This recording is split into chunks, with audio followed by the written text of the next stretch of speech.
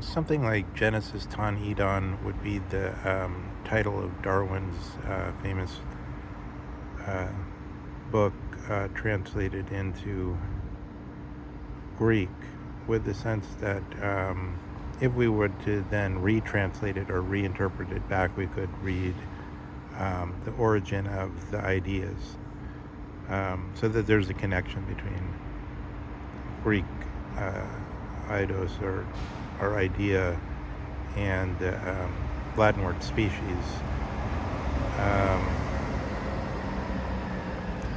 origin of the species. And this shows not just a superficial linguistic issue, but the issue of Western philosophy in toto in some way. Are we dealing with an idea or with a species? But then what is a species? Something to do with biology, so we have to follow the Geltung, or the permanent legal validity of biology, as if though it were a law. So I think a heightened awareness of this kind of issue then corresponds more to what's called still, one doesn't know because they spend less time looking at the what used to be the standard material. But then I think it seems to me one still hears on many standard conversations the distinction made between continental philosophy, which I take to be a depreciatory term directly. Many people use it without regarding themselves as using a depreciatory term, maybe the larger number. But somehow, one, it can be demonstrated, like apparently Carl Schmitt has mentioned in his Land, Sea, Air book, that this term was coined in the immediate after-war period in order for people who had a philosophically meaningful description of what they were doing, analytic philosophy, or something that was ultimately meant to kind of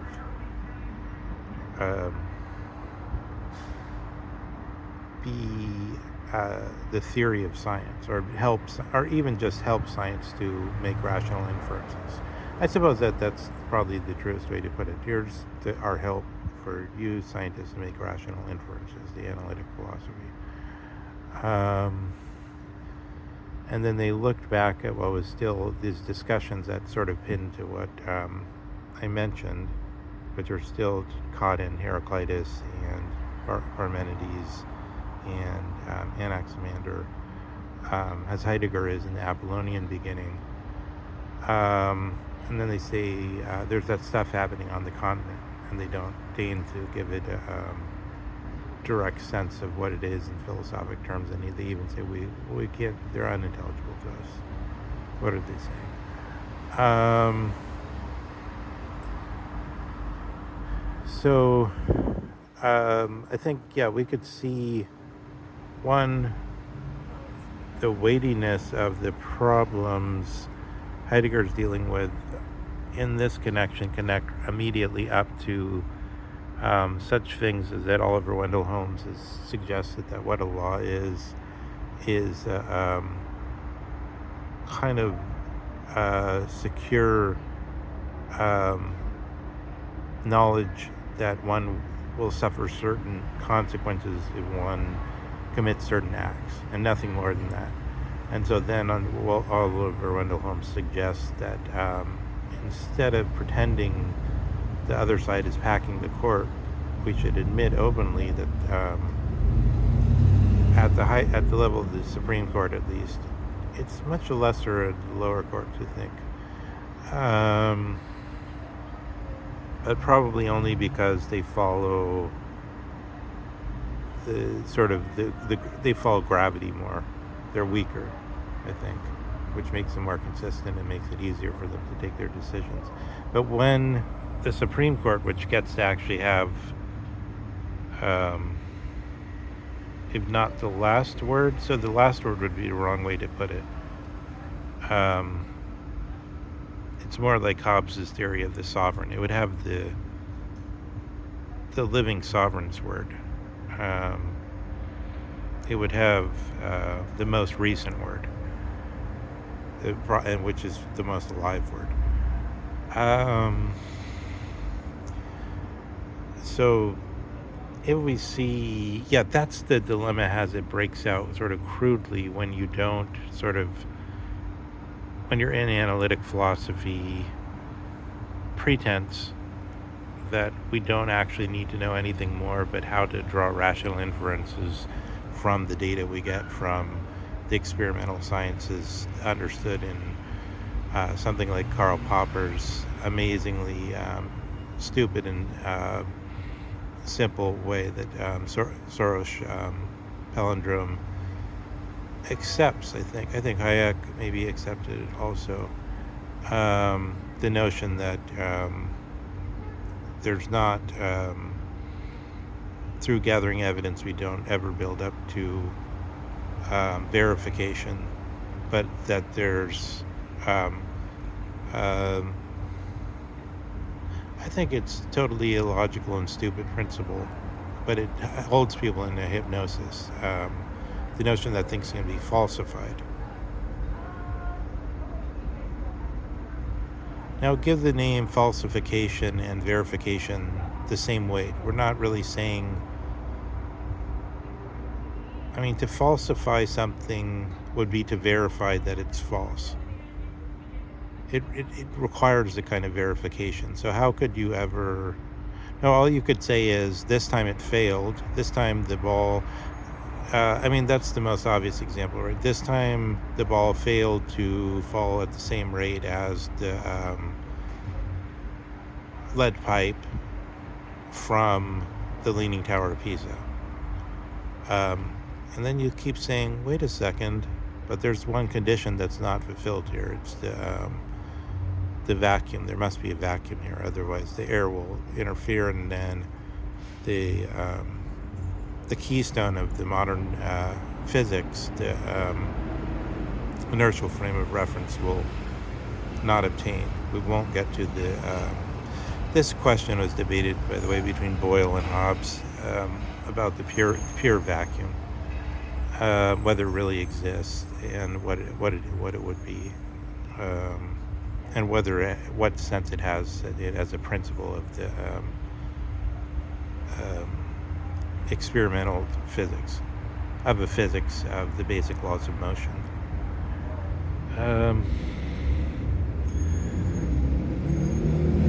So once these type of questions become lax, and you can just sort of point to Popper, who gives the weak theory that doesn't make any sense, is actually almost unintelligible. It seems to make sense when you're not actually thinking about the theory, because it's like, oh, it's been disproved because I dropped the ball and I dropped the lead pipe and they fell at a different rate. It's been disproved. Forget about Galileo's theories. They're stupid. They've been disproved. No, it doesn't work that way. You have to keep disproving it, and then you'll be verifying that it was disproved. There's no way you can exclude, there's no way you can say on one side there's verification and on the other side there's falsification, except by crudely going away from the general principles and distracting yourself by the vernacular meaning of what it means to falsify something, or what it means to show that in an experiment that it didn't happen. That wouldn't be, in fact, so falsification would be just as impossible as verification. I say it again and again.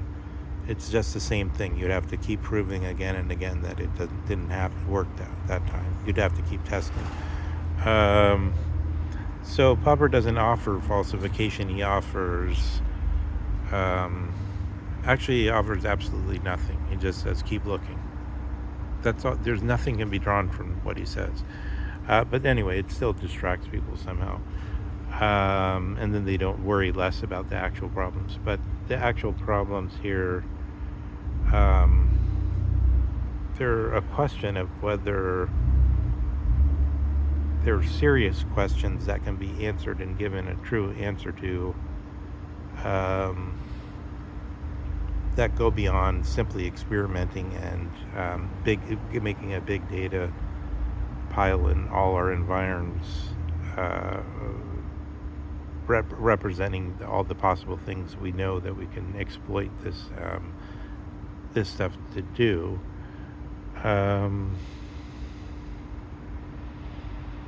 But without ever clarifying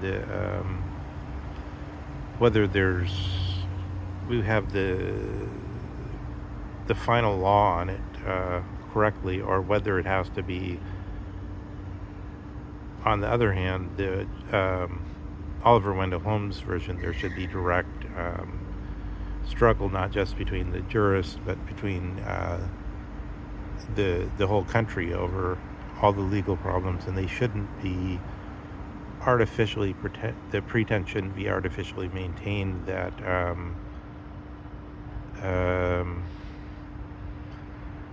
either you want to choose somehow Supreme Court justices that are the most judicious, or you're trying to choose the ones that are on the conservative side rather than the ones that are on the progressive side.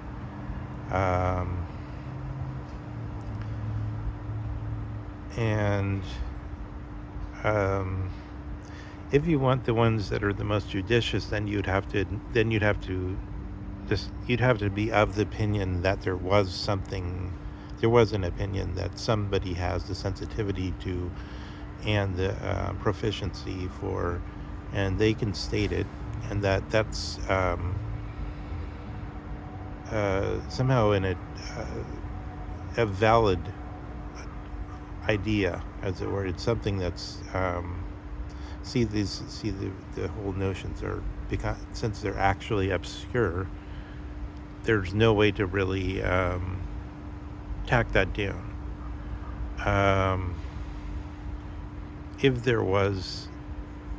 If we knew some people had objective knowledge of these structures, then you could look for the type of person that had the sensitivity to that, put them as justices, and they would actually judge rather than vote, which is what they're said to do in the Yale theories and everywhere else.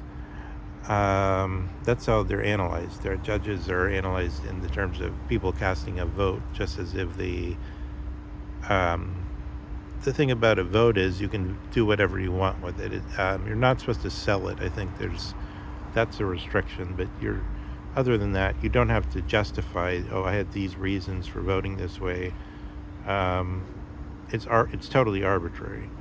But the current analysis takes for granted that judges vote rather than judge.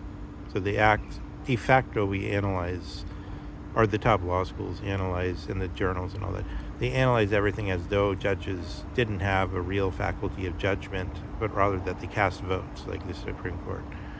And then everything they write is just, in this sense, just dicta, writ large. It's worthless, because actually it was just an arbitrary vote, and they won the vote. So it doesn't this signal some of so we should realize the questions of the legal questions are clearly beyond analytic philosophy's capacity, and even if you have some Aristotle, Martha Nussbaum or something may be somehow associated with analytic philosophy for some reason, but if she's doing Aristotle and many others like her, then that's not what they're doing. And I don't think Rawls can really be called an analytic philosopher, but in connection to this type of stuff, Joseph Rawls and all these people, the people that are actually there are doing something yet again than the people that are still looking at the old theorists from before this sort of fact-value breakdown came in.